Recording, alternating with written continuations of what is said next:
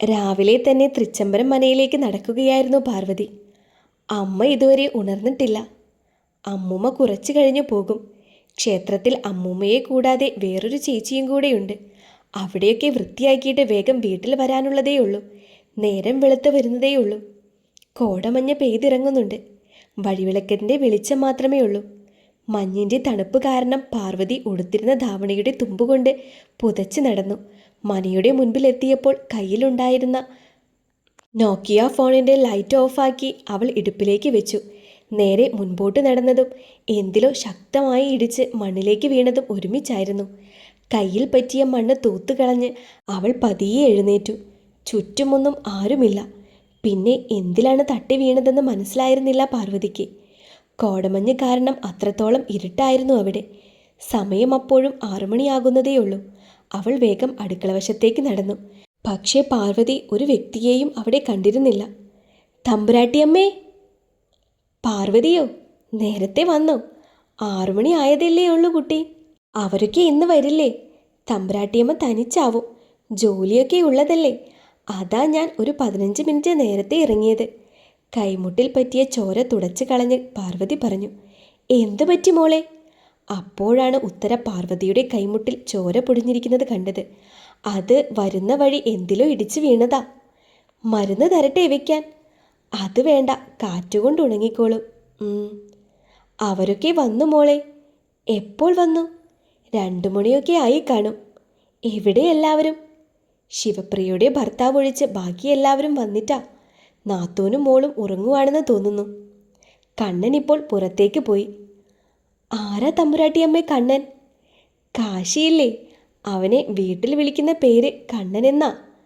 പാർവതിയും ഉത്തരയും വേഗം അടുക്കളപ്പണിയിലേക്ക് തിരിഞ്ഞിരുന്നു. അടുക്കളവശത്തെ ശബ്ദം കേട്ടാണ് 2 പേരും തിരിഞ്ഞു നോക്കിയത്. മുൻപിൽ സെറ്റും മുണ്ടും ഉടുത്ത് നിൽക്കുന്ന യുവതിയിലേക്ക് പോയി പാർവതിയുടെ കണ്ണുകൾ. ശിവപ്രിയയാണെന്ന് പാർവതിക്ക് മനസ്സിലായത് അപ്പോഴാണ്. പ്രിയ എഴുന്നേറ്റോ? ആ ഏട്ടത്തി, ഞാൻ ഈ സമയമാകുമ്പോൾ എഴുന്നേൽക്കും. ശീലമായി പോയി. നിനക്കിത് ആരാണെന്ന് മനസ്സിലായോ? ഇവിടുത്തെ വേലക്കാരിയല്ലേ? വേലക്കാരി എന്ന അഭിസംബോധന കാരമുള്ള പോലെ പാർവതിയുടെ മനസ്സിൽ തറച്ചു കയറി. അത് ഉത്തരയ്ക്കും മനസ്സിലായിരുന്നു. ഒരു ചായ എടുക്ക്, ഭയങ്കര തണുപ്പ് കുളിച്ചപ്പോൾ. പാർവതി പാത്രത്തിലുണ്ടായിരുന്ന ചായ ശിവപ്രിയയുടെ നേരെ നീട്ടി. അയ്യേ, ഇത് ചായയാണോ? ഇങ്ങനെയാണോ ചായ ഇടുന്നത്? എന്തു പറ്റി തമ്പുരാട്ടി? മധുരം ഒരു ലേശം പോലുമില്ല. അയ്യോ, ഞാൻ മധുരം നോക്കിയതാണല്ലോ. അപ്പോൾ നിന്റെ എച്ചിലാണോ ഞങ്ങൾക്ക് തരുന്നത്? അല്ല. പാർവതിയുടെ മനസ്സിൽ ഒരു കടലിരമ്പൽ വരുന്നുണ്ടായിരുന്നു. അവളുടെ കണ്ണുകളിൽ നിന്ന് മിഴിനീർ ഒഴുകി ധാവണിയിൽ പതിച്ചുകൊണ്ടിരുന്നു. പെട്ടെന്നാണ് പ്രിയയുടെ ചുണ്ടിൻ്റെ കോണിൽ ഒരു പുഞ്ചിരി നിറഞ്ഞത്. ഏയ്, ഇങ്ങോട്ട് നോക്കിയേ! പ്രിയ ശ്രീകുട്ടിയുടെ തോളിൽ കൈ ചേർത്തുകൊണ്ട് പറഞ്ഞു. തെറ്റ് പറ്റിപ്പോയി തമ്പുരാട്ടി, ഇനി ശ്രദ്ധിച്ചോളാം. ഏങ്ങലടിച്ചുകൊണ്ട് ശ്രീകുട്ടി പ്രിയയെ നോക്കി പറഞ്ഞു. പക്ഷേ പെട്ടെന്ന് തന്നെ പ്രിയ അവളെ കെട്ടിപ്പിടിച്ചു. ഞാൻ നിന്നെ പറ്റിക്കാൻ വേണ്ടി പറഞ്ഞതല്ലേ കുട്ടി. നോക്കേട്ടത്തി, ഇതാരാണെന്നറിയോ? എൻ്റെ സുരഭിയുടെ മോളാ. അവളുടെ മോള് എൻ്റെ മോളെ പോലാ. അല്ല, എൻ്റെ സ്വന്തം മോളാ.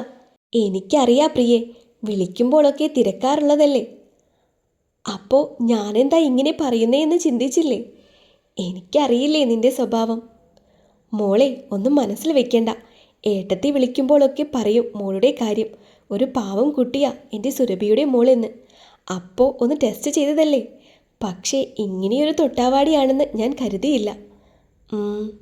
ശ്രീകുട്ടിയൊന്ന് മൂളിയതല്ലാതെ ഒന്നും പറഞ്ഞില്ല. സുരഭിയുടെ കൂടെ പഠിച്ചതാ ഞാൻ, പ്രീ ഡിഗ്രി വരെ. ഞാനും സുരഭിയും ഒറ്റക്കെട്ടായിരുന്നു. അമ്മേ, ചായ മുറിയിൽ വെച്ചേക്ക്. പെട്ടെന്നാണ് അകത്തളത്തിൽ നിന്നും ഒരു ഗാംഭീര്യം നിറഞ്ഞ ശബ്ദം അവരെ 3 പേരെയും തേടിയെത്തുന്നത്. കണ്ണൻ വന്നു എന്ന് തോന്നുന്നു. ഇവിടെ ഏട്ടത്തി, അവൻ ജോഗിങ്ങിന് പോയതാണോ? അവിടെ ആയിരിക്കുമ്പോഴും ഇങ്ങനെയാണ്. രാവിലെ ജോഗിങ്ങിന് പോകും. മോളെ ശ്രീകുട്ടി. എന്താ തമ്പുരാട്ടിയമ്മേ? ചായ ഇരിപ്പുണ്ടോ ഇനി? ഇല്ല, ഇപ്പോൾ ഇടാം. എന്നാൽ ഒരു കാര്യം ചെയ്യേ, ലൈറ്റ് ചായ മധുരം കൂട്ടി എടുക്ക്. അവനതാ ഇഷ്ടം അല്ലേ ഏട്ടത്തി? മോള് പോയി ഇട്ടിട്ട് ചായ അവന് കൊണ്ടുപോയി കൊടുക്ക്. നിമിഷം നേരം കൊണ്ട് ചായ ഉണ്ടാക്കി ശ്രീകുട്ടി കാശിയുടെ റൂമിലേക്ക് നടന്നു. ഈ സമയം ശ്രീകുട്ടി പോകുന്നത് നോക്കിയിരിക്കുകയായിരുന്നു പ്രിയ. വേണുവേട്ടൻ തന്നെയല്ലേ ഏട്ടത്തി? സുരഭിയുടെ അതേ മുടിയാണ് ശ്രീകുട്ടിക്ക് കിട്ടിയിരിക്കുന്നത്. മുഖച്ഛായ വേണുവേട്ടൻ്റെയാണ്. എനിക്ക് അവളെ ഒന്ന് കാണണം. വന്നതല്ലേ ഉള്ളൂ, നാളെ ഇറങ്ങാം. ഗ്ലാസ്സിൽ നിന്ന് ചായ ഊതി ഊതി അവൾ കുടിച്ചുകൊണ്ടിരുന്നു. കൊള്ളില്ല എന്ന് പറഞ്ഞിട്ട്? അത് ഞാൻ ചെറിയൊരു പണി ഇറക്കിയതല്ലേ ഏട്ടത്തി. ഇതുപോലൊരു ചായ ഈ ഇടയ്ക്ക് ഞാൻ കുടിച്ചിട്ടേയില്ല. അത്രയ്ക്ക് അടിപൊളി. ഈ സമയം ശ്രീകുട്ടി കാശിയുടെ റൂമിലെത്തിയിരുന്നു. വാതിൽ മുട്ടിയപ്പോൾ ആരും കതക് തുറന്നില്ല. പതിയെ ഒന്ന് തള്ളി നോക്കിയപ്പോൾ വാതിൽ ചാരിയിട്ടതേയുള്ളെന്ന് ശ്രീകുട്ടിക്ക് മനസ്സിലായി. പാവാട ചെറുതായി ഒന്ന് ഉയർത്തിക്കൊണ്ട് മറുകൈയിൽ ചായ ഗ്ലാസുമായി അവൾ അകത്തേക്ക് കയറി. മുറിയിലാകെ കണ്ണോടിച്ചു. ഒരു വലിയ മുറിയാണ്.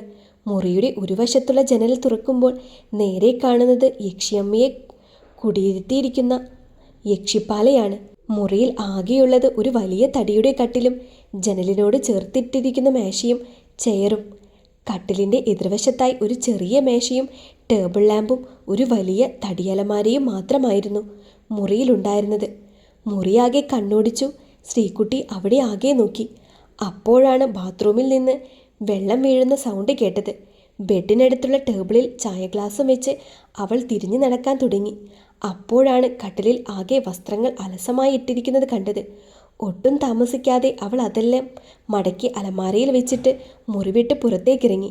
ആ നിമിഷം തന്നെയാണ് ബാത്റൂമിൽ നിന്ന് കാശി പുറത്തേക്കിറങ്ങിയത്. പക്ഷേ കാശി അവളെ കണ്ടിരുന്നില്ല. തല തുവർത്തിക്കൊണ്ടിരുന്നപ്പോഴാണ് മേശയുടെ മുകളിൽ വെച്ചിരിക്കുന്ന ചായ ഗ്ലാസ് കണ്ടത്. അതെടുത്ത് ഒരു കവിൾ കുടിച്ചില്ല. അവൻ്റെ ശ്രദ്ധ കട്ടിലിൽ വെച്ചിരുന്ന തുണിയിലേക്ക് പോയി. അവിടെയൊന്നും അതില്ലായിരുന്നു. അവൻ അലമാര തുറന്നു നോക്കി. വസ്ത്രങ്ങളൊക്കെ അടുക്കിപ്പെറുക്കി അതിലുണ്ടായിരുന്നു. ഒരു നിമിഷം ആ മുഖം വലിഞ്ഞു മുറുകിയിരുന്നു. ചായ കുടിച്ച് തീർന്ന് ഒരു ടീഷർട്ടും എടുത്തിട്ട് ചായ ഗ്ലാസുമായി അവൻ അടുക്കളയിലേക്ക് നടന്നു. കാശി അടുക്കളയിലെത്തുമ്പോൾ അവിടെ ഉത്തരയും ശിവപ്രിയവും ഉണ്ടായിരുന്നു. കയ്യിലുണ്ടായിരുന്ന ഗ്ലാസ് തട്ടിയിലേക്ക് വെച്ച് കാശി അവരുടെ നേരെ തിരിഞ്ഞു.